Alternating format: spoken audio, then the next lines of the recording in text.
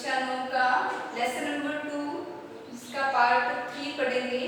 Last video में हमने पढ़ा था कि निलंबन क्या है, कोलाइडी विलयन क्या है, निलंबन के गुणधर्म पढ़े, कोलाइडी के गुणधर्म पढ़े। तो इस तरह से अपने कोलाइडी के कुछ उदाहरण पढ़े थे। आज अपने पढ़ेंगे जो ये विलयन बन जाते हैं, यानी निलंबन विलयन, कोलाइडी विलयन, इन विलयनों को पृथक कैसे किया जा सकता है। तो इन विलयनों को पृथक करने के लिए कुछ विशेष विधियां होती है जिनके बारे में अपने इस वीडियो में पढ़ेंगे। तो सबसे पहले नोट करेंगे मिश्रण के घटकों को पृथक करना। मिश्रण आपको पता है कि दो अलग अलग विलय और विलायक को मिला दिया जाता है तो मिश्रण बन जाता है। उसे कैसे पृथक करते हैं उसके बारे में पढ़ेंगे। तो आप इस डायग्राम को देखेंगे, इसमें देखो नीले या काले रंग की या कोई भी स्याही है अन्य रंग की, उसे अपने जल से कैसे पृथक कर सकते हैं। तो उस स्याही को पृथक करने के लिए अपने कौन सी विधि की आवश्यकता होती है, क्या क्या कुछ करते हैं उसे। तो इसमें देखेंगे आप सबसे पहले क्या करेंगे, एक आधा जल से भरा हुआ बीकर ले लेंगे, कांच का बीकर।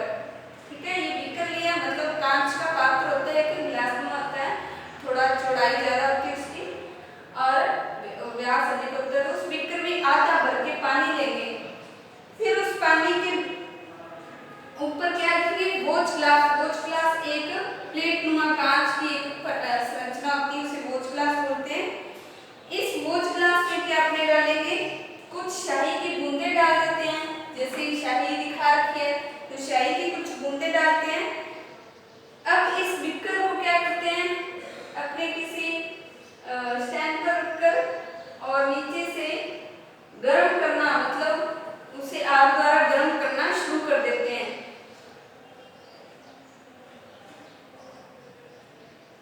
अब आप देखेंगे कि जैसे जैसे गर्म करते हैं जल को, तो जल को गर्म करने पर क्या होता है कि जल का वाष्पीकरण शुरू हो जाता है। वाष्पीकरण मतलब भाप बनने लग जाता है जल।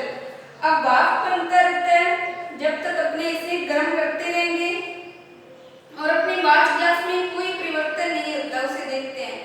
तो वॉच ग्लास में क्या रखी थी, स्याही। स्याही में कोई परिवर्तन नहीं होता, लेकिन जो जल है वो उसके ऊपर से भाप बन के निकलता रहता है, वॉच ग्लास के साइडों से भाप बन के निकलता रहेगा। तो इसमें क्या होता है, स्याही है वो जल में रंग का मिश्रण है और इसमें क्या यदि जल में अपनी स्याही मिली होगी, यदि इसको मिला दीजिए तो स्याही मिली होगी, तो उसे कौन सी विधि से पृथक कर सकते हैं, अपने वाष्पीकरण विधि से पृथक कर सकते हैं। वाष्पीकरण विधि में क्या, जल है, जल को गर्म करते रहेंगे और जल क्या करेगा, वाष्प बन के उड़ जाएगा और जो बचेगी कौन सी, वो स्याही बचेगी। अपने स्याही को ऊपर क्यों रखा, क्योंकि स्याही गर्म ना हो, इसलिए इसे एक वॉच ग्लास में रख दिया। तो वॉच ग्लास में रखने के कारण है वो अधिक गर्म नहीं होती, तो जल है वह वाष्प बन के उड़ता रहता है। यदि इसमें स्याही मिली है तो इसमें भी मिली होगी तो अपने वाष्पीकरण विधि से अलग कर सकते हैं। तो वाष्पीकरण विधि में अपने क्या देखते हैं कि जो दो विलयन होंगे, एक अर्ध ठोस होगा, मतलब जैसे ना तो उसे लिक्विड कह सकते हैं ना ठोस कह सकते, उस तरह का वो स्याही होगी, उसे जब जल में घोला जाता है तो उसे पृथक करने के लिए वाष्पीकरण विधि उपयोग में ली जाती है। फिर अब आगे अपने दूध से क्रीम को कैसे पृथक कर सकते हैं, इसके लिए तो कौन सी विधि, वाष्पीकरण विधि, यानी ये मिला हुआ सब भी इन्हें वाष्पीकरण विधि से गर्म करके अलग कर सकते हैं। अब दूध है, दूध में से क्रीम को कैसे पृथक करते हैं, दूध में से क्रीम को अलग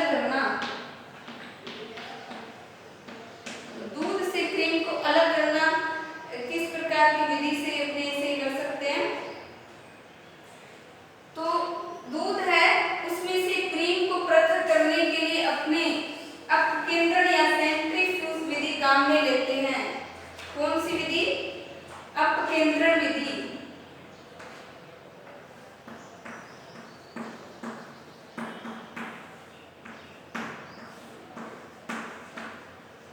या फिर इसे मथना बोलते हैं। मतलब दूध ले लिया, दूध में कोई ऐसा औजार या ऐसा एक मतलब सिस्टम होता है जिसको अपने लोहे से बनी होगी, जिसमें इस तरह से पत्ती होगी अपने, उसको जब दूध में इस तरह से घुमाया जाता है, घुमाने पर लगातार अपने घुमाते रहते हैं। कुछ विद्युत से चलने वाले उपकरण होते हैं, हाथ से भी घुमाने वाले उपकरण होते हैं। तो इनमें में से अपने उपकरणों द्वारा मलाई है दूध की उसे अलग कर सकते हैं और दूध का जो लिक्विड भाग है उसे अलग कर सकते हैं।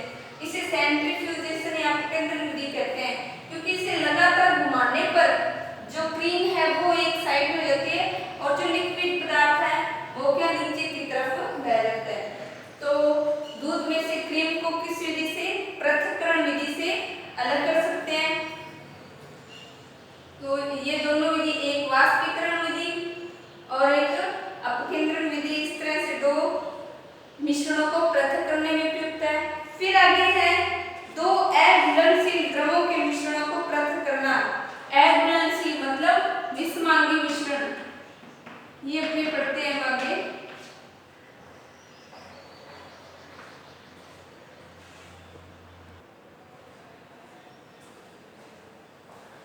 फिर दो अघुलनशील द्रव कौन से हैं, जैसे तेल है वो जल में नहीं घोला जा सकता, तो इन द्रवों को मिश्रण में इससे पृथक करना। जैसे अपने मिला दिए जल में तेल, अब उनको अपने अलग अलग करना है। वैसे में विषमांगी मिश्रण है क्योंकि तेल की परत ऊपर ही रहती है, अलग देख सकते हैं अपने, तो उन्हें पृथक कैसे किया जा सकता है। परत तो अलग रहती है लेकिन पृथक अपने आसानी से नहीं कर सकते, तो उसे पृथक करने के लिए कौन सी विधि है, उसे कैसे पृथक कर सकते हैं, तो उसके लिए पृथक्करण विधि, पृथक्करण कीप विधि से अलग कर सकते हैं। अब इसमें क्या किया जाता है, सबसे पहले जो मिश्रण है उस मिश्रण को किसमें डालते हैं, पृथक्करण कीप में डाल देते हैं। कीप में डालने के बाद जब कुछ देर के लिए शांत छोड़ देते हैं, अपने को पता है अपने जल और तेल मिलाते हैं तो तेल ऊपर तैरने लग जाता है, जल नीचे रहता है, तेल ऊपर।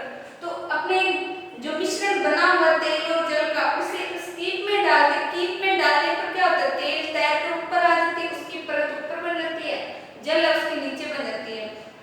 कुछ टाइम तक जैसे रखते हैं तो जो जल की परत नीचे रहती है और तेल की परत ऊपर हो जाती है, तो अपने सावधानी पूर्वक जो पृथक्करण कीप है, इसका स्टॉप कोर्क है, इसे खोल देते हैं धीरे से।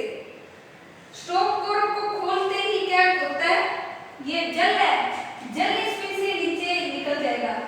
इस स्टॉप कोर्क को खोलेंगे तो जल नीचे निकल जाएगा और जल जब पूरा खत्म हो जाता है तो तेल की परत यहाँ पहुंचने लगे, आने लगे नीचे, तो तुरंत स्टॉप कोर्क को बंद कर दिया जाता है, यानी तेल है वो नीचे न निकल सके, सिर्फ जल ही अलग हो सके।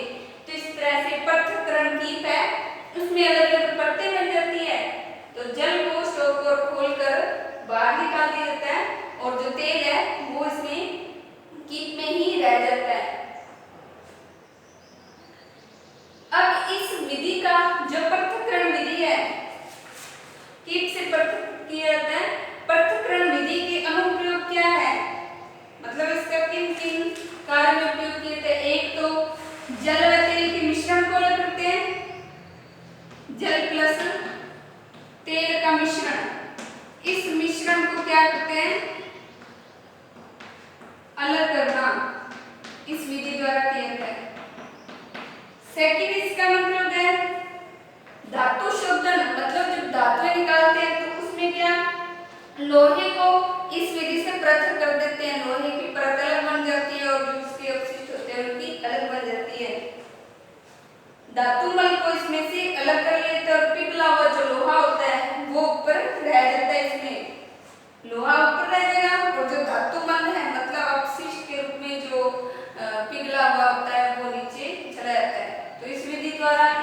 और जल का मिश्रण। इसके अलावा धातुमल को पृथक किया जा सकता है। धातुमल मतलब शुद्ध धातु पिघल कर इसके अंदर रहती है और अशुद्धि होती है नीचे आ जाती है। तो ये है अलग अलग मिश्रणों को पृथक करने की विधि। फिर आगे नमक तथा कपूर के मिश्रण को कैसे पृथक कर सकते हैं। अगली नई विधि है नमक और कपूर का मिश्रण।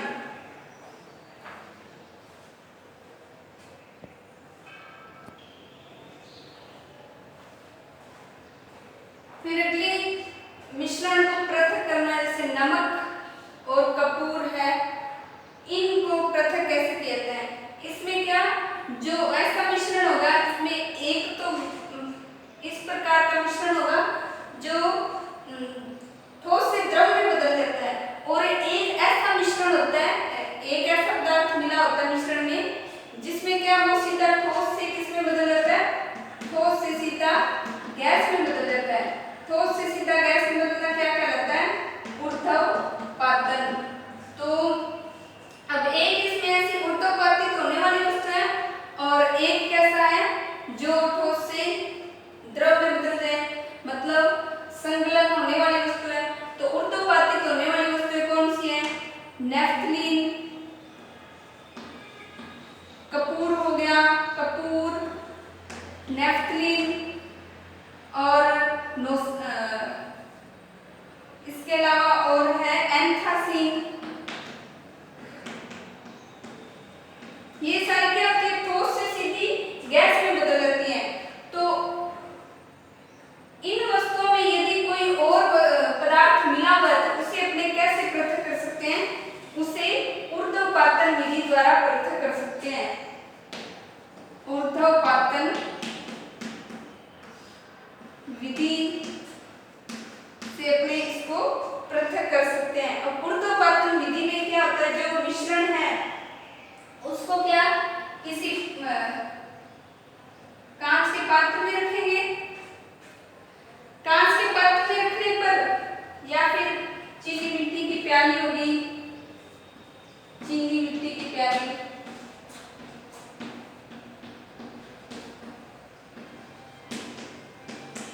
अब इस चीनी मिट्टी की प्याली में मिश्रण रख दिया। ये किसका मिश्रण, नमक और कपूर का मिश्रण है। इस मिश्रण को क्या करते हैं, अपने किससे ढक देते हैं, एक उल्टी कीप रख देते हैं, उल्टी कीप रख देते हैं मिश्रण के ऊपर।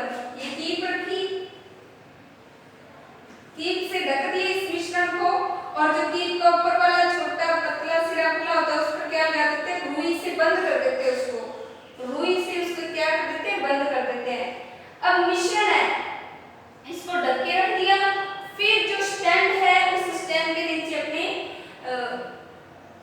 स्टोव या किसी द्वारा गर्म करेंगे, किसी अन्य उपकरण से भी गर्म कर सकते हैं। जब अपने गर्म करना शुरू करते हैं तो एक ऐसी अवस्था आती है गर्म करते करते कि इसमें से भाप बनने लग जाती है। भाप मतलब वाष्प बनने लग जाएगी। अब जो वाष्प बनेगी, क्योंकि इसमें जल तो था नहीं, जल नहीं था, कपूर और नमक था, तो फिर इसमें से भाप क्यों बनी, क्योंकि एक पदार्थ ऐसा था जो ठोस से सीधा किसमें बदल रहा है, गैस में। अब वो कौन सा पदार्थ था जो ठोस से गैस में बदला है, वो कौन सा, कपूर था। ये ठोस से किस में बदल गया, ठोस से गैस में बदल गया। तो ये किस रूप में दिखाई अपने को, कपूर की वाष्प दिखेगी। कपूर की वाष्प ऊपर चली जाती है और नीचे तले में गीला क्या रह जाएगा बाद में। जब पूरी वाष्प बननी बंद हो जाए, वाष्प बन जाती है, वाष्प बननी बंद हो जाए इसमें, तब अपने समझेंगे कि ये क्या हो गया, ये नमक है और कपूर है वो वाष्प के रूप में बाहर ऊपर चला गया। अब कुछ समय बाद में अपने इसे जब गर्म करना बंद करते हैं तो देखते हैं कि जो वाष्प थी वो जो कीप है उसके चारों तरफ ठोस रूप में चिपक जाती है। इस तरह से ठोस कपूर होगा, ये वाला ठोस कपूर है, ये साइडों में ऐसे चिपक जाएगा। पहले भाप के रूप में था, जब गर्म करना बंद किया तो ये ठोस में बदल जाएगा और नीचे नमक रह जाएगा। इस तरह से दोनों मिश्रणों को पृथक किया जा सकता है, जिसमें क्या एक ऊर्ध्वपातित होने वाली वस्तु मिली हो और एक अन्य मिली हो।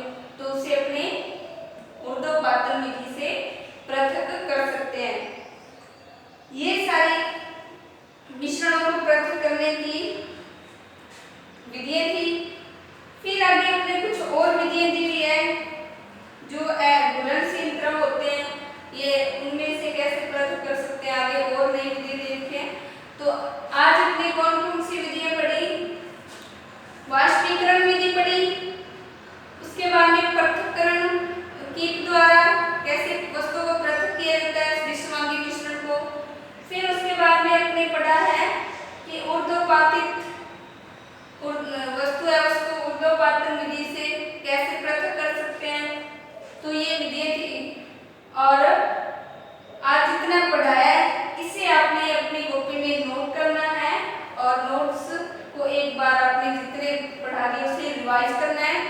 नेक्स्ट वीडियो में अपने आगे कुछ और विधियां हैं उनके बारे में पढ़ेंगे, तो आपने इन्हें कोशिश प्रयोग करके भी देख सकते हैं, नहीं तो अपने